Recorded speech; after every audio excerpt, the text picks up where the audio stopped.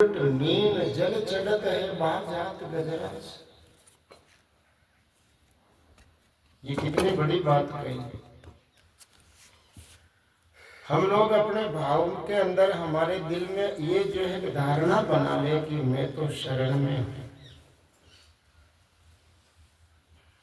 जैसे वाणी आती है रोज साहिब की कि बुरा सा शरण आपकी आया, दिल की दुविधा रही न कोई, दर्द मिटे सुख पाया, गुरु सा शरण आपकी आया।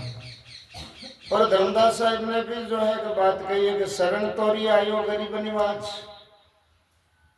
कलिमली हरण करण मुद मंगल भवनिधि तारण जाज, शरण तोरी आयो में गरीब निवाज। शरण छोड़ जाऊं कहाँ मेरे और कोई, जग में अपना है नहीं देखा सब। तो शरणागति के अंदर सबल कितना मिलता, सहारा कितना मिलता कि आपको कुछ करना ही नहीं है, आपको परवाह ही नहीं करनी, आपको तो कहना कि मैं तो आपकी शरण हूं। लेकिन शरण के भी नियम होते, हर चीज के नियम। अभी सत्संग कर रहे हैं तो नियम से कर रहे हैं, बिना नियम सत्संग भी नहीं करते। यहाँ बैठे हैं तो मर्यादित ढंग से बैठे, बोल रहे हैं तो जो है तोल करके बोल रहे, सबको सुख पहुंचे ऐसा करने के लिए जो है सत्संग है, किसी एक के लिए सत्संग नहीं। सर्वजन हिताय सर्वजन सुखाय, सत्संग का सुख सबको मिले, सत्संग से सबका हित हो। काम धंधा तो किसी किसी को मिलता है और उसमें जो है कि लाभ किसी किसी को होता है, लेकिन सत्संग की तो धारणा ही यही है, सत्संग की जो है कि महानता ही यही है कि सत्संग से सुख उपजे, कुसंग से दुख होय, कह कबीरता जाइए जन सत की संगत होय। सत्संग में सुख उपजे।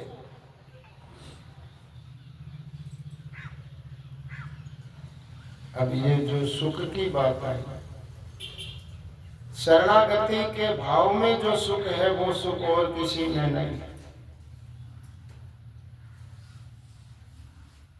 और उस शरणागति के भाव को कबीर साहब ने जो है वाणी के माध्यम से लिखा है और आप लोग जो है उसको सुनते भी हो, और आज भी हमको जो है उस शरणागति के भाव को सुनना है।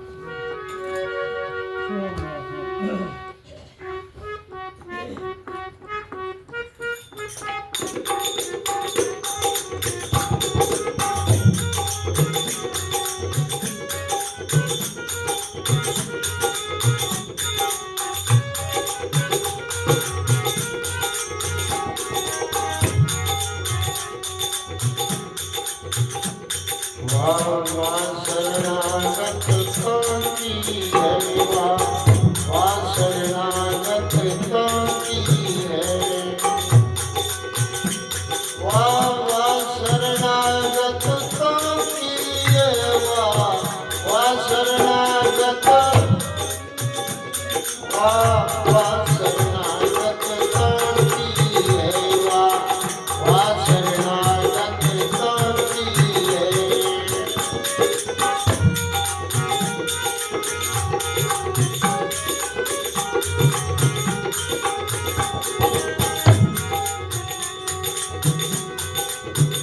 अक्षय डोल अपोलिय चाहत, अक्षय डोल अपोलिय चाहत, कैसी गतियाँ जानती है, ओ कैसी गतियाँ जानती है, वाह शरणागत करती है, वाह शरणागत करती है।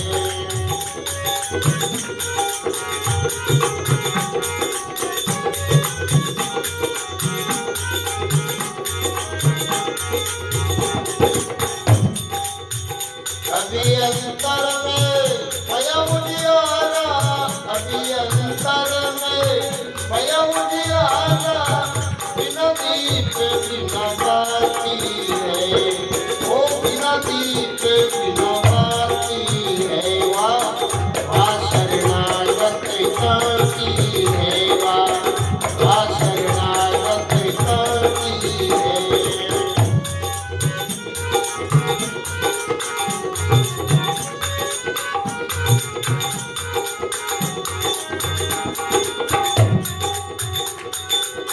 सुरत सभागण भई मतवारी, सुरत सभागण भई मतवारी, वो प्रेम सुधा रस क्रांति है, ये प्रेम सुधा रस क्रांति है, वाह शरणागत क्रांति है, वाह शरणागत क्रांति है।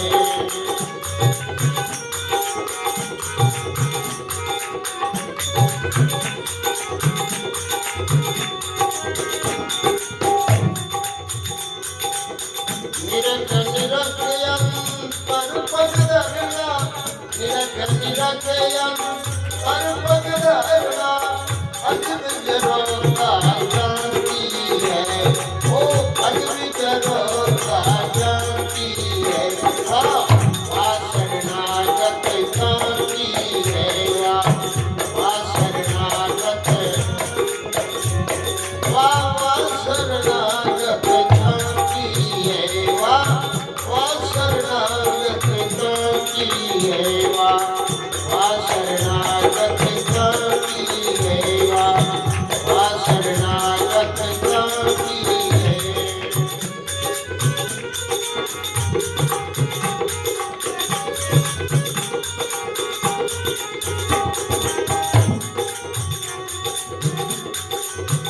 जय कबीर के नाम सुमर ले, जय कबीर के, जय कबीर के नाम सुमर ले, जय कबीर के हर आदि अंत का साथी है, वो आदि अंत का साथी है, वाह शरणागत क्रांति है, वाह शरणागत,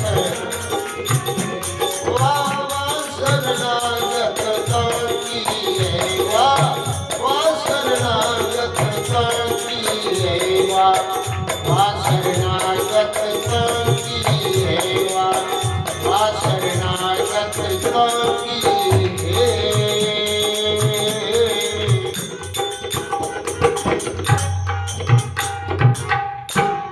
बोल सतगुरुदेव की जय, सतगुरु कबीर साहिब की जय, सतगुरु भोला राम जी साहिब की जय, अनंत कोटि संत महात्मा की जय हो।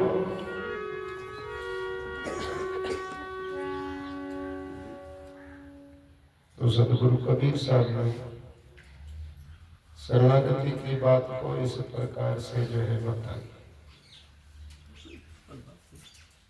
हम आप लोग भी इस शरणागति के भाव को अच्छी तरह से जो है समझ करके अपने जीवन में भी ये जो है बात अपनाएं तो हमारा भी उद्धार है। लेकिन एक बात जो है कि समझनी पड़ेगी कि बिना पढ़ के, बिना टेक के, बिना धारणा के, बिना नियम बनाए कोई काम किसी का भी नहीं होगा। चाहे कितना भी बड़ा से बड़ा हो, उसको टेक तो निभानी पड़ेगी, प्रण तो पकड़ना पड़ेगा। भक्ति प्रण से होते है मन देखी जे भाव, परमार्थ प्रतीत में ओतन जाए तो जाए। सबसे बड़ी बात यह है कि जब एक को पकड़ेंगे तो अनेक छूटेंगे। एक की पकड़ मजबूत होगी ना तो अनेकों की परवाह नहीं होगी, और अनेकों की परवाह नहीं होगी तो हमारा उद्धार निश्चित है। एक समय की बात कि एक गुरु के जो है शरणागति शिष्य ने गुरु का शरणा जो है स्वीकार कर लिया, और वो शिष्य जो है भ्रमण करते हुए जो है घूम रहे थे, यात्रा में जा रहे थे कि समुद्र का किनारा आया। क्या हुआ? समुद्र का किनारा आ गया। और जब समुद्र का किनारा आया तो समुद्र के किनारे पर जहाजें पड़ी रही होती, समुद्र के किनारे पर जहाजें खड़ी थी। तो वो तो जो है शरणागति महापुरुष था, वो शरणागति में था। भाई बैठो, शरणागति में था तो उसको तो जो है अपनी आत्मा में पूर्ण विश्वास था कि वो तो जो है एक नाव के अंदर जाकर के जहाज में बैठ,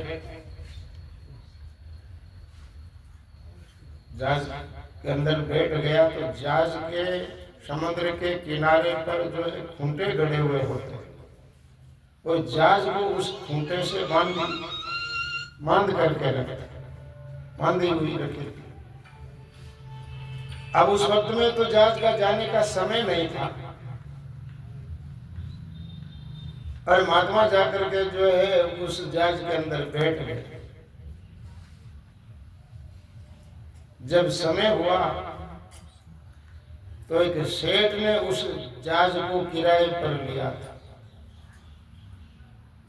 और वो सेठ अपने नौकरों को लेकर के दूसरे देश में व्यापार करने के लिए उस जहाज को जो किराए पे लिया था। अब वो नौकर सब उसमें बैठ गए, सेठ भी उसमें बैठ गया, जहाज को खेवने वाला खेवटिया वो भी उस जहाज में था। जहाज रवाना हुई, उन लोगों को ध्यान नहीं दिया कि भाई इस जहाज में कोई महात्मा भी बैठे हैं।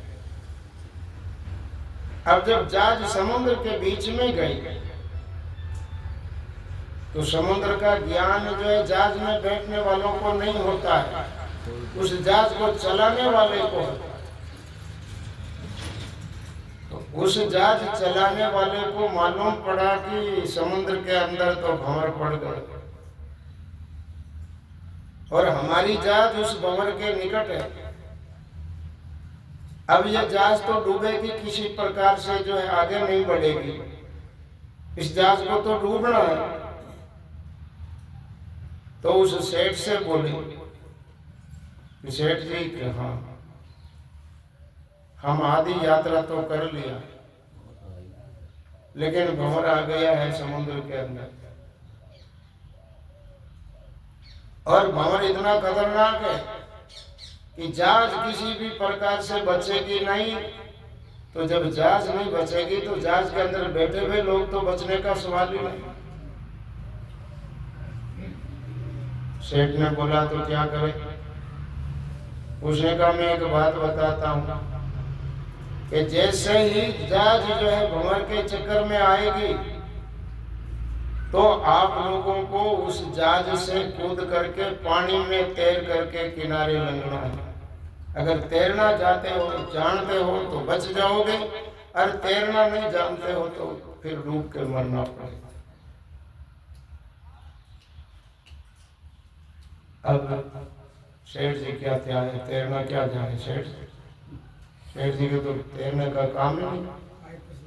नौकर चाकर थे, वो भी बोले कोई तैरना नहीं जानते। वो सब रोने लगे। उस खेवटिया ने कहा कि मेरा कोई बस नहीं, मैं तो तैरना जानता हूँ, आपके तरह मैं नहीं रोऊंगा। मैं तो पानी में कूद जाऊंगा और तैर करके किनारे लग जाऊंगा। अब वो जात जो है कि उस भंवर में फंस गई। और भंवर क्या होता है कि गोल चक्कर होता है, इतना तेज रफ्तार से गोल चक्कर होता है कि उसके अंदर बड़े बड़े जो है जहाज भी जो है डूब जाते हैं। केवटिया तो आवाज दे करके कहा कि मैं तो जहाज छोड़ करके पानी में कूद रहा हूं। अब आप लोग जानो, आपका काम जानो, तैरना जानते हो तो कूद जाओ, नहीं तो फिर चाहे जहाज में डूब मरो या यूं पानी में डूब मरो। अब सब जो है इधर उधर भागे और जैसे ही जहाज जो है टेढ़ी हुई कि सारे जो है उस पानी के अंदर आ गए। अब महात्मा भी उसमें शामिल थे, महात्मा भी उसमें शामिल थे। जल्दी करना तो पानी के अंदर महात्मा भी डूबने लगे। महात्मा डूबने लगे तो उनको तो जो है कि विश्वास था नहीं। मैं ये दृष्टांत इसलिए कह रहा हूं कि शरणागति की बात। तो महात्मा जब पानी के अंदर डूबने लगे तो उन्होंने तो एक ही बार कहा कि गुरुदेव मैं आपकी शरण में, इतना ही बोले। कोई लंबा चौड़ा ज्ञान नहीं किया उन्होंने, कोई शास्त्र कथा नहीं पढ़ी थी, सिर्फ इतना ही बोल पाए कि गुरुदेव मैं आपकी शरण हूं। इतने में तो हाथों हाथ ब्रह्मा जी प्रकट हुए और ब्रह्मा ने कहा तू मेरा हाथ पकड़ बाबा, तू मेरा हाथ पकड़, मैं दरिया पार लंघा दूंगा। उसने पूछा आप कौन? कहा मैं ब्रह्मा। कहा मुझे आपकी जरूरत नहीं, भले डूब मरो, मैंने आपको पुकारा ही नहीं, याद ही नहीं किया। तो इतने में जो है शिवजी महाराज आ गए। ब्रह्मा जी अदृश्य हो गए क्योंकि मना कर दिया कि मैं आपका हाथ नहीं पकड़ूंगा। तो शिवजी महाराज आकर के कहे कि भाई भगत फकीर, मैं जो है शिव हूं और तुम्हें तारने के लिए जो है कि प्रकट हुआ हूं। उस भगत ने कहा अरे पानी में डूबता हुआ जो है ये थोड़े पूछेगा कौन है कौन नहीं है, वो तो ये देखेगा कि कोई हो हमको तार ले। लेकिन उन्होंने कहा कि नहीं, मैं शिव आपकी शरण में नहीं हूं, मैं तो गुरु की शरण में हूं, मैं आपका हाथ नहीं पकड़ सकता हूं। तो भक्तों के रक्षक भगवान विष्णु प्रकट हुए। भगवान विष्णु ने कहा कि मेरा तो काम ही है भक्तों की रक्षा करना। लेकिन उन्होंने क्या कहा, जहाँ के रक्षक गुरु धनी सके काही कर और हरि रूठे गुरु शरण है पण गुरु रूठे नहीं छोड़। कहा मेरा तो शरणा गुरु का है, मैं गुरु का सेवक हूँ। मैं तो नहीं ब्रह्मा जी का सेवक हूँ, ना शिव जी का सेवक हूँ, ना विष्णु का सेवक हूँ, मैं तो गुरु का सेवक हूँ। मुझे विश्वास है वो गुरु का है। इतने में गुरुदेव प्रकट हुए और मुस्कुरा करके बोले बेटा मेरा हाथ पकड़। कहा आपका हाथ पकड़ो। गुरु का हाथ पकड़ करके वो जो है दरिया पार है। हम ये धर्मदास साहब का भजन बोलते हैं, विशाल दामोदर की और आवाज अर्ज की डूबत तारी जाज, लाज रख लीजो गरीब निवाज, आज नदी पार लंघाने वाले धन धन सतगुरु सत कबीर भगत बहु। तो हम किसके शरण में?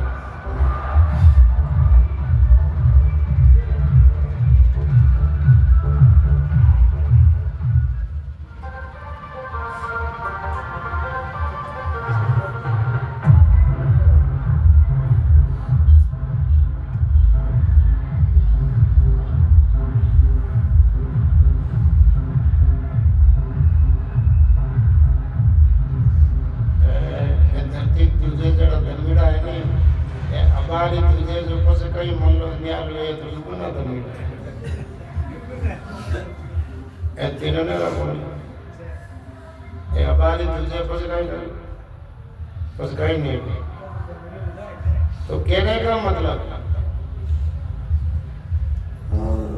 कि शरणा पकड़ो तो ऐसा पकड़ो, विश्वास करो तो ऐसा करो, धारणा बनाओ तो ऐसी बनाओ कि कुछ भी हो जाए सब स्वीकार है। मैं एक आपको जो है कि काशी का उदाहरण दूं। पाद पद्मा आचार्य थे, पुराने जमाने की बात। वो रोज क्या करते थे, वो रोज जो है गंगा नदी के उस पार थे, उस पार तो रोजिना जो है उनको इधर आना था, दक्षिण से उत्तर की साइड में आना था। तो वो क्या करते, कोई न कोई जो है नाव का सहारा लेकर के आता। अब एक दिन इतनी जोरों की बारिश आई, उस नदी में इतना जो है पानी बढ़ गया कि वहां नावें चल नहीं रही। और उसका नियम था कि उस पार से इस पार मेरे गुरुदेव है, मुझे गुरुदेव के पास में जाना है, उनकी सत्संग सुनना है, उनका दर्शन करना है। आप गाँव रहे ना, आप बीच में हड़ गया तो हम पार कर, इसको पार करने में भी बहुत सारी दिक्कत आती है। और उनके तो वो नदी थी, नदी जो है कि बारिश का मौसम था, इतनी उफान पर थी कि उथला देती वो नदी बह रही थी। ऐसे में जो है कि नाव चलाने वाले भी जो है कि अपनी नाव को जो है खोला नहीं, किनारे ले लिए। लेकिन पाद पद्माचार्य जी को तो भरोसा था अपने गुरु को, और उनके अंदर में ये नेम था कि मुझे मेरे गुरु के पास में जाना है। तो गुरु जी इस पार बैठे थे, चेला जी उस पार थे। टाइम हुआ और ठीक सही समय पर, जैसे जो है हमारी सत्संग का टाइम है, घड़ी घड़ी मैं मोड़ू तो मोड़ो मोड़ो जगह कोई पाड़ी, लेकिन मैं तो संगत के कारण जो कभी संगत में गियोड़ो थोड़ो मारो मोड़ो है जो बात मारे कभी उड़ी है। कभी मैं मान लो जो है कभी कोई सत्संग में जाऊँ तो थोड़ा बहुत लेट बैठूं, लेकिन घर काजरे वास्ते, संसार काजरे वास्ते मोड़ो हणो तो मतलब गुना। तो गुरु महाराज जो है कि सामने बैठे थे, और वे पाद पद्माचार्य जो है उस किनारे आकर के खड़े हुए तो वह नदी उथल पुथल चल गई थी। लेकिन अंदर में जो है कि भाव था गुरु के प्रति, जो स्नेह था,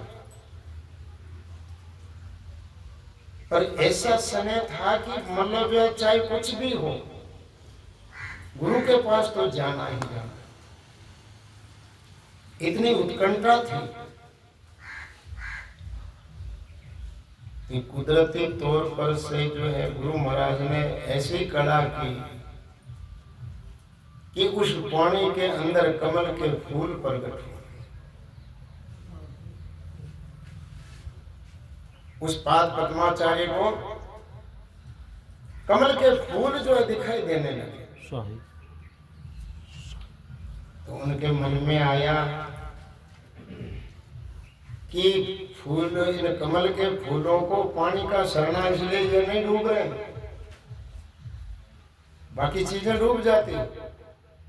यूं साधु संसार में कमला जल माई, सदा सर्वदा संग रहे जल पर सतनाई। कमल का जो जल कुछ बिगाड़ नहीं सकता है। क्यों? कि कमल पानी का ही जो है अंश है, वो जो है डूब नहीं सकते। तो उसने कहा कि जब कमल नहीं डूब रहे तो मैं कैसे डूबूंगा, मैं भी तो गुरु का भगत हूँ, शरणागति जीव हूँ, इसलिए मैं भी जो है इन कमलों को देख करके उसको जो आत्मविश्वास हो गया। और विश्वास होते ही क्या किया कि उसने जैसे ही नदी में जो है पांव रखा तो उसके पैरों के नीचे कमल आ गया। अपने आप दूसरा पैर रखा कि फिर कमल आ गया। उन कमलों पर चल करके जो इस पार से उस पार गुरुदेव के चरणों में जा करके दंडवत प्रणाम करके जो है प्रेम के आंसू आंखों में आ गए। परिक्रमा की, प्रणाम किया और प्रार्थना की कि गुरुदेव आपकी तो अद्भुत कृपा, आपकी अद्भुत कृपा कि आपकी कृपा से जो है कि मैं आपके शरण में पहुंच गया। अब ये काम कैसे हुआ? विश्वास से हुआ, शरणागति से हुआ। हम लोगों को है विश्वास, हमको तो 2 घंटा जो है संगत में बैठने का विश्वास नहीं, काम को कोई न कोई मतलब जो अड़चन आ जाए, घर परिवार वाला नाराज हो जाए, कहीं न कहीं समस्या जो है कि लगी रहती है। लेकिन उन्होंने तो शरीर की परवाह नहीं की बाबा, और मतलब जो है कि सीधे जो है निधड़क बिना डरे, बिना चिंता फिक्र किए, अपनी कोई चिंता और फिक्र नहीं की। अपन तो सोचा घराना क्यों नहीं मान्य उदात नहीं जो रोटियां कौन जिम्मा नाराज हो जाए।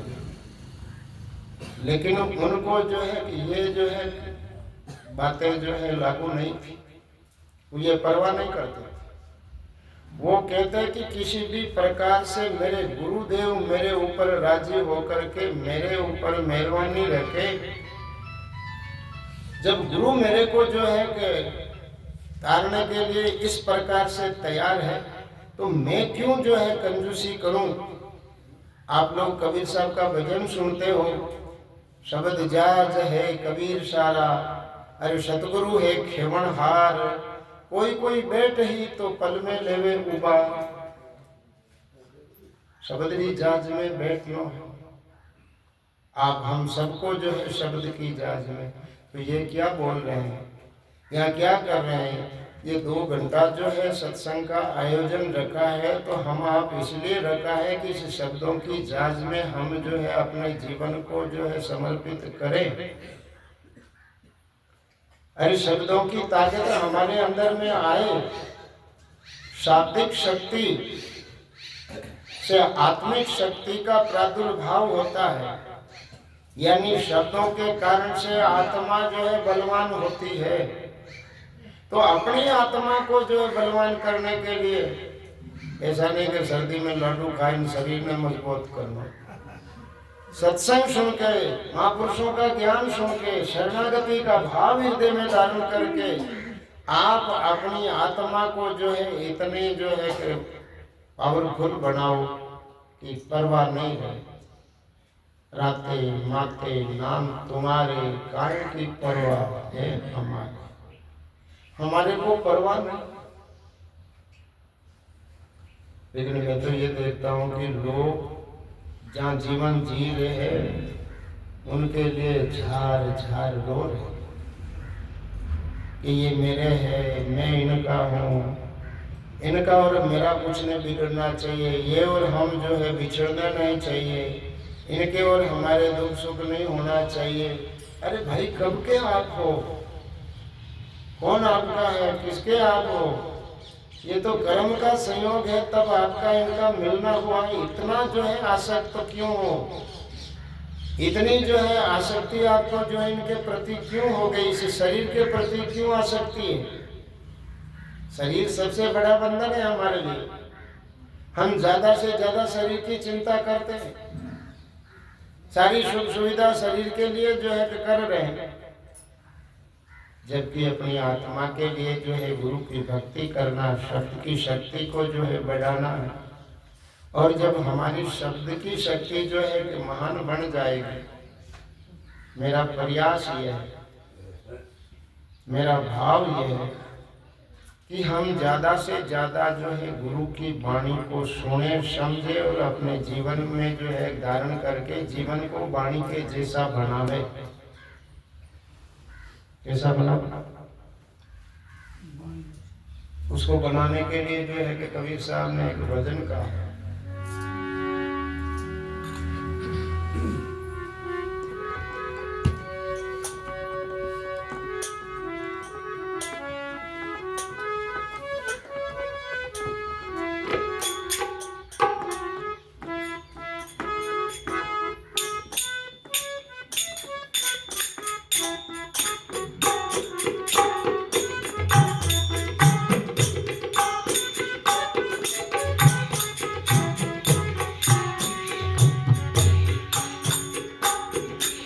जन को दीनता जो आवे रे, जन को दीनता जो आवे।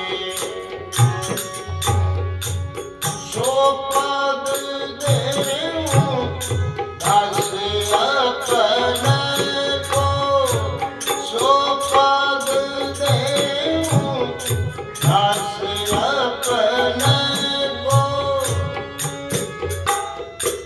ब्रह्मा दिख नहीं पावे, ब्रह्मा दिख नहीं पावे, जन को दीनता जो आवे रे, जन को दीनता जो आवे।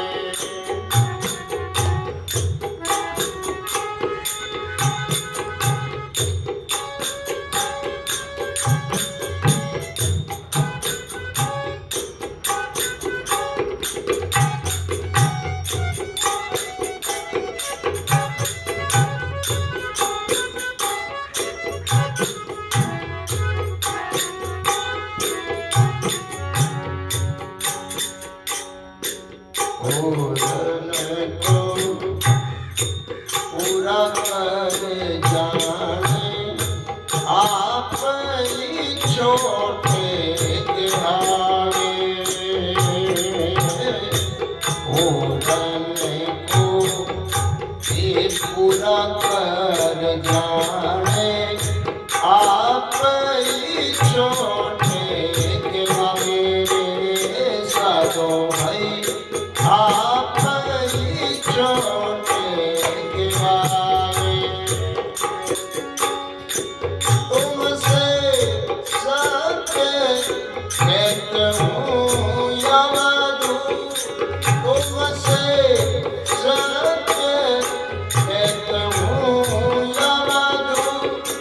सो मेरे मन भावे, सो मेरे मन भावे, जन को दीनता जो आवे रे, जन को दीनता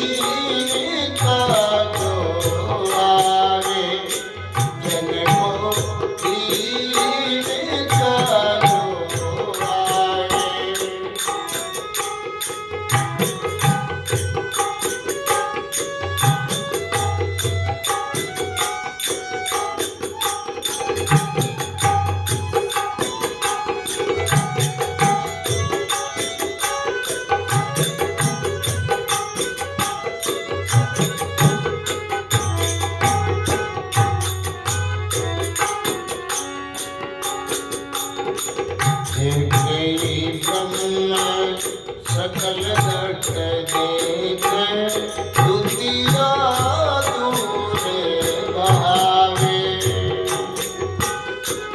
एक ही ब्रह्म सकल घट देखे दुतिया दूरे बहावे साधो भाई दुतिया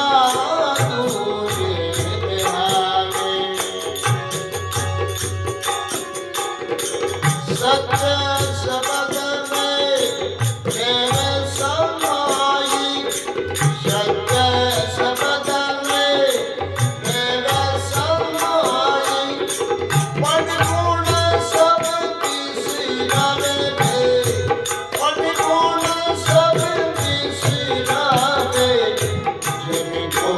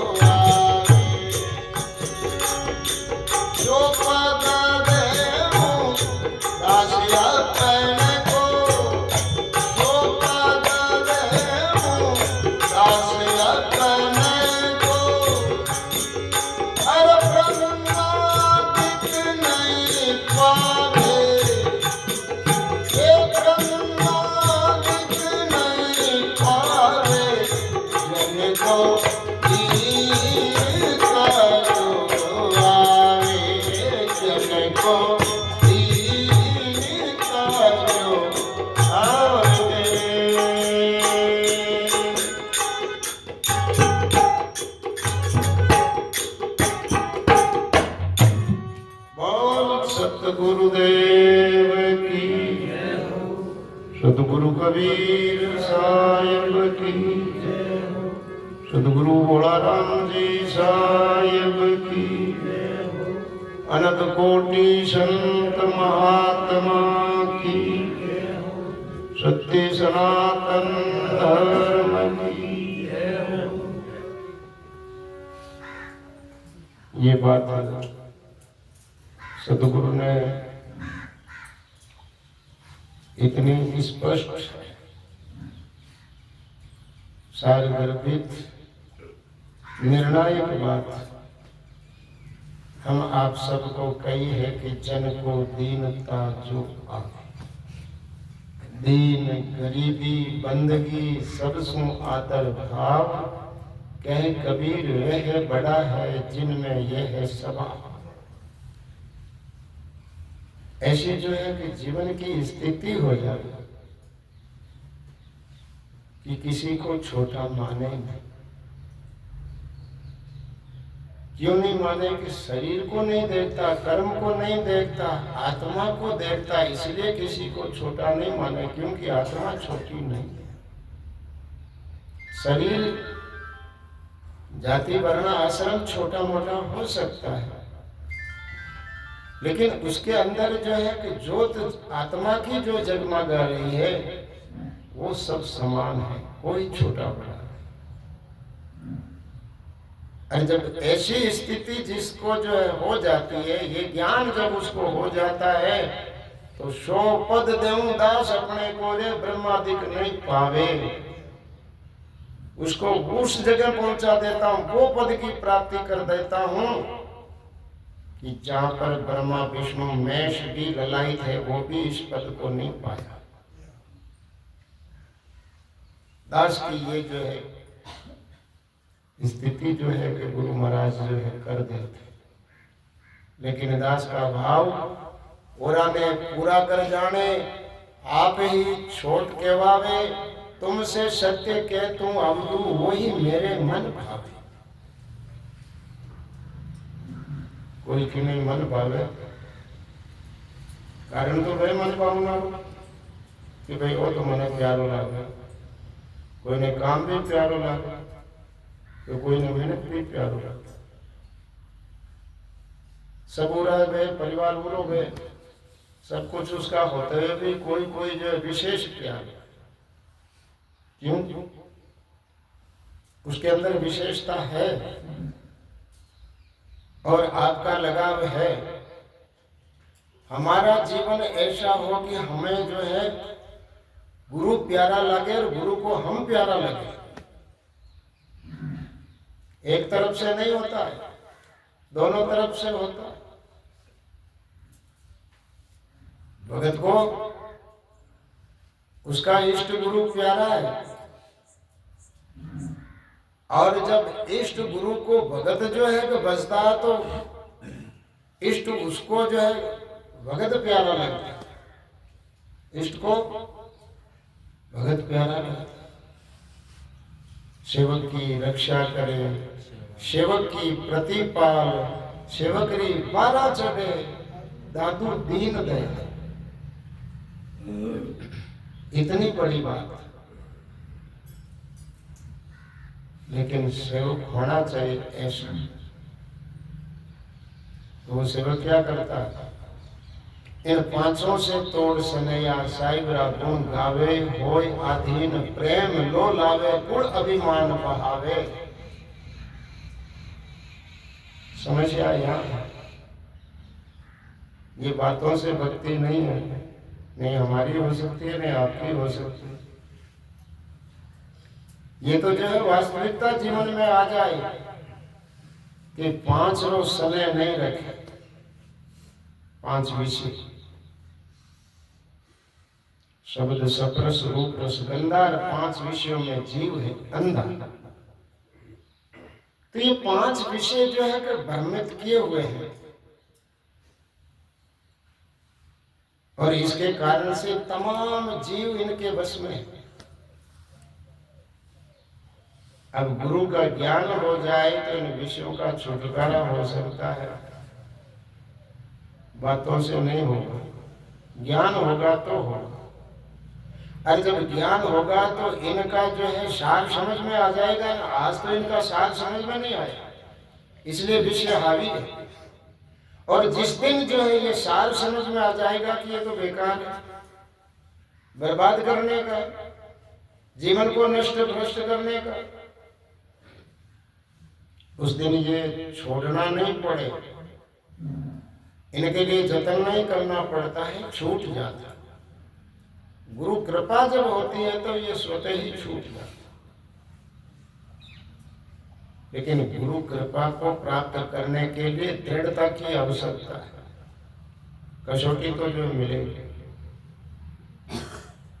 बिना कसौटी बिना कसे तो ये बोल्टू भी जो है तो पकड़ करके नहीं रखता। कोई भी मशीन को आप उसको कस करके एक जगह जो है कायम रखना चाहते हो तो या तो वेल्डिंग करोगे या जो है नट कसोगे, तब वो मजबूत है, वो जो है इधर उधर नहीं होगा। अपना जीवन जो है बिना बोल्ट और बिना वेल्डिंग जटी लगा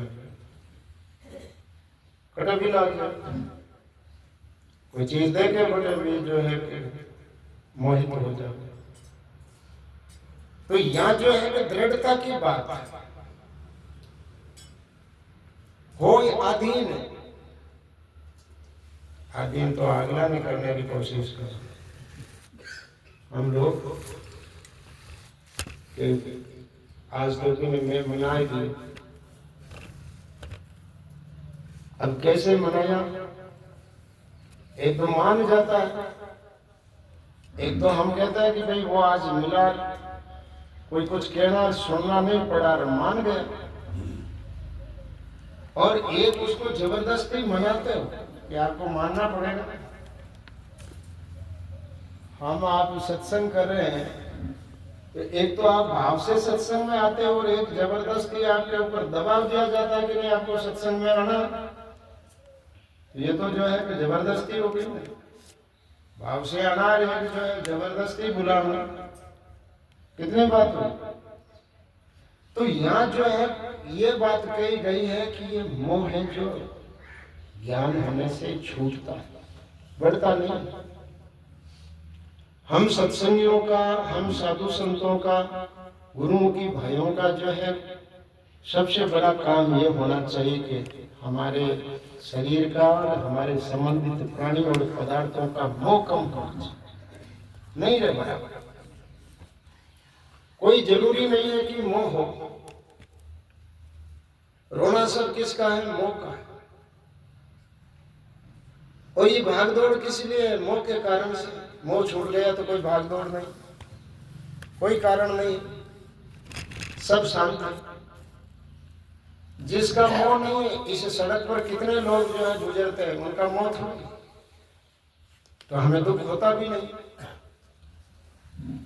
हमें मानी हुई चीजों का मोह है, माने हुए लोगों का मोह है।